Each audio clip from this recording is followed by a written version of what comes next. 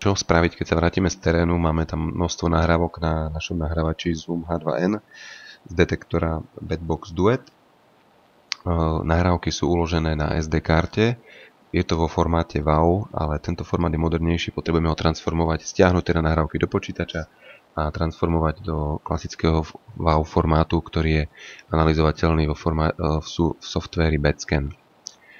Takže využijeme na túto analýzu, využijeme teda, najprv si prenesieme súbory, ja už ich tu mám pripravené. Bol som si jeden priečinok, teda, kde mám stiahnuté súbory z tej SD karty, z nahrávača Zoom, a potom mám výstupný priečinok, ktorý som si urobil na ploche s názvom WAV Output. Otvoríme si software CEDEX, ktorý je voľne šíriteľný a inštalácia je jednoduchá, netreba tam nič nastavovať, stačí všetko odsúhlasiť. Akurát tam ponúka nejakú reklamu, nejakú lištičku alebo také čosi, tak to nemusíte s tým súhlasiť. Vyhadzuje tiež na začiatku ešte nejakú chybu, nejakú knižnicu, ale nevadí to funkčnosti programu a robí to, čo má. Takže otvorí sa nám takéto okno. Je to ten software CEDEX, ktorý slúži na tú transformáciu tých WAV nahrávok do klasického WAV formátu. Potom v tejto časti netreba nič nastavovať, v tejto časti znamená konvertovať komprimovaný zvukový súbor do súboru WAV, stlačíme to tlačidlo.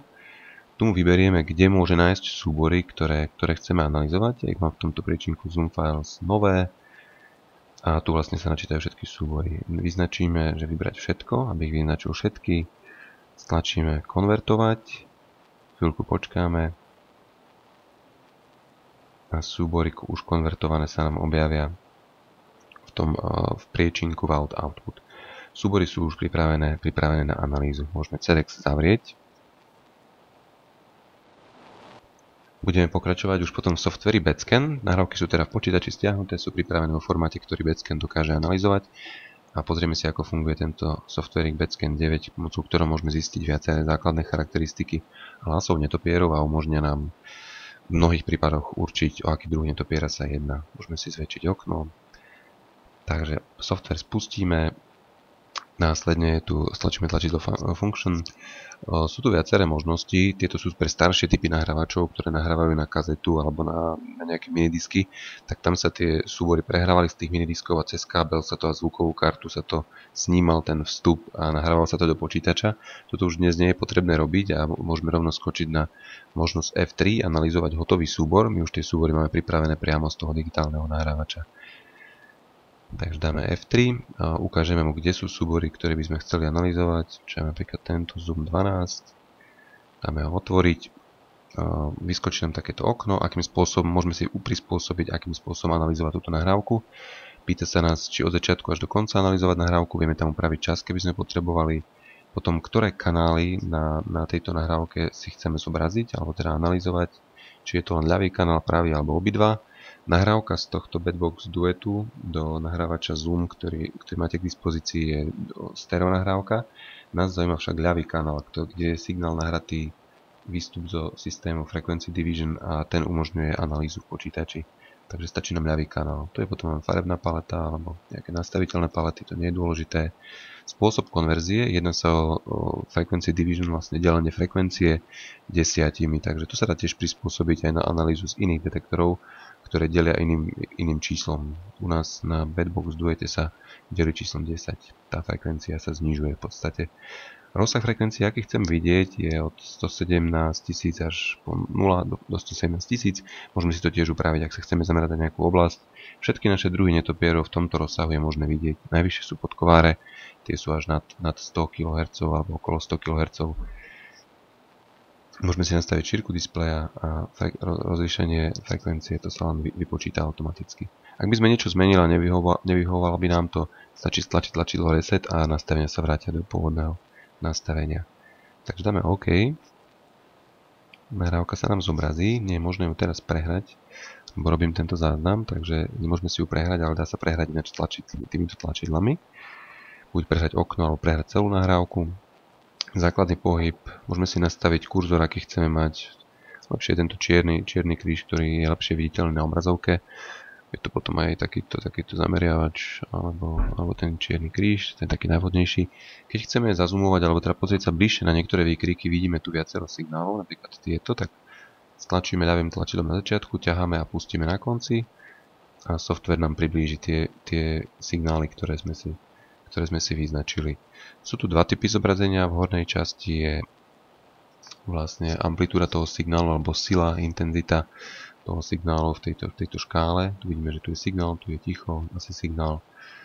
A v tejto časti je tzv. Sonogram, kde vidíme zobrazené priebeh, vlastne časová škála, frekvencie a farbami je znázornená tá intenzita toho signálu. Vidíme, kde je najvyššia sila toho zvuku, je to v decibeloch, tá farebná škála. No, takže pozrieme sa bližšie na túto oblasť. Vidíme tu 4 výkriky tohto netopiera, ktorý prelietaval. Vidíme, že frekvencie sa pohybujú zhruba medzi 40 až 60 kHz. Pre nás najdôležitejšia pri určovaní je tá najsilnejšia frekvencia, kde je najviac tej energie sústredenej. Vidíme tu, že je to zhruba tých 49 kHz. Kiloherce sa dajú očítať, stále sa menia aktuálne podľa toho, kde máme kurzor, tuto v tej spodnej časti. Zobrazuje sa čas a frekvencia a taktiež intenzita v tých decibeloch. Takže tu vidíme, že keby sme sa chceli pozrieť bližšie, teda presne tieto 4 výkriky, kde najviac je tej energie sústredenej, tak stlačíme tlačidlo F4 a zobrazí nám to takýto graf, kde v závislosti od jednotlivých frekvencií je priadená hlasitosť. Takže najvyššia hlasitosť je tiež sa nám mení priebežne tá mierka, dáme si kríž na ten najvyšší vrchol a ukazuje nám 49 kHz. Keď sa chceme vrátiť späť, v hornej časti je uvedené, treba stlačiť tlačidlo F6. Vrátime sa opäť do toho spektrogramu. Dobre, keby sme sa chceli v konkrétnej časti si kliknúť a zistiť si, kde je najvyššia tá intenzita, tak môžeme kliknúť len do konkrétneho signálu, napríklad tu. A zobrazí nám analýzu len v tom konkrétnom signále. Tu je to tiež okolo tých 48-49 kHz. Vrátime sa späť. Pozrieme sa teraz na ďalšie parametre, ktoré môžeme zistiť z týchto výkrikov, z tejto nahrávky. Keď sa chceme vrátiť späť, vlastne stále naspäť, tak tlačíme tlačidlo F6. Označíme si napríklad túto časť. Vidíme, že v tejto časti je signál pomerne slabý, ale to len taký náznak. Tu už vidíme, že je to lepšie. Ešte lepšie vidieť, či tá kvalita signálu alebo teda intenzita je dostatočná na tomto hornom grafe. Ak siaha až po okraj, ale zároveň ho nepresahuje ten výkrik, tá intenzita, tá amplitúda teda, tak je to dobré. Tu je ten výkrik veľmi slabý, toto sú dobré výkriky, aj tieto ešte sú použiteľné na tú analýzu. Ak už veľmi výrazne presahuje tú škálu, tak potom tam dochádza k deformácii alebo poškodeniu toho signálu. Približíme si bližšie ešte tieto výkriky. Takže stále keď nastavíme kurzor, v tejto dolnej časti v tomto okne sa nám aktuálne mení frekvencia, na ktorej máme kurzor. Tiež v akom čase sme, takže keď chceme zistiť frekvenciu, na akej začína ten netopier, ten signál toho netopiera, ten začínajúcu alebo najvyššiu frekvenciu, tak si dáme kurzor do tej hornej časti a ukáže nám okolo 70 kHz, končí ten signál na 43 kHz. To sú ďalšie dôležité parametre, ktoré nám pomôžu pri identifikácii, o aký druh sa jedná. Taktiež je veľmi dôležité, koľko výkrikov alebo týchto signálov netopier vydá v priebehu sekundy. To je tiež nám to pomôže ako jeden z určovacích znakov. Keď chceme zistiť tento parameter, tak dáme predsignál, ktorý chceme zarátať, dáme myš, stlačíme pravé tlačítko, potiahneme doprava, pustíme. Vyskočí nám takéto okno, kde sa nás opýta, koľko pulzov má zahrnúť do tej analýzy. Môžeme to upraviť napríklad na 5 pulzov. A vidíme, že počet pri 5 pulzoch, ideálne, keď sú nejaké štandardné, že ten netopier pekne rovno letí, neletí k nejakej prekážke alebo niečomu podobnému, vtedy sa veľmi prudko mení ten charakter signálu, aj to opakovanie tých signálov. Takže ideálne, keď je ten signál pomerne pravidelný, vybrať si takú časť, kde je pravidelný, to je také druhovo špecifické. No a vidíme, že je to okolo 35 krát za sekundu. Nevždy ten software to správne analyzuje alebo správne určí. Toto je taká pomerne náročná analýza, zvlášť keď je ten signál slabší, tak tam môže dojsť k nejakým šumom. Treba si aj pozrieť vizuálne, či je to reálne. Tiež veľmi dôležitá vec je, aká je vzdialenosť tých jednotlivých výkrikov alebo koľko času je medzi nimi, dĺžka tej medzery medzi jednotlivými výkrikmi. U večernice malej, ako je táto na nahrávke, je to typicky okolo 100 milisekúnd. Takže keď si napríklad označíme, momentík, nestlačil som pravé tlačítko, ale ľavé, tak skúsim ešte raz pravé tlačítko, dáme najbližšie 4 pulzy vidím, že sú celkom v poriadku, tak koľko nám to ukáže? 11 výkrikov za sekundu.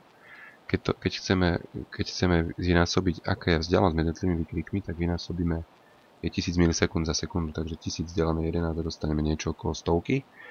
Takže súhlasí to, áno, je to typicky pre večernicu malo tých 100 milisekúnd. Takže delíme 1000 delené ten measured rate, ktorý sa uvádza tu. 1000 delené 11 je okolo tej stovky. Takže to je taký ďalší údaj, ktorý vieme zistiť. Keď tie signály nemajú nejakú dobrú kvalitu, že sú príliš silné alebo príliš slabé, tak vieme si to z časti prispôsobiť, tak to môžeme znížiť intenzitu tých signálov pri tej analýze. Tak to naopak zvýšiť.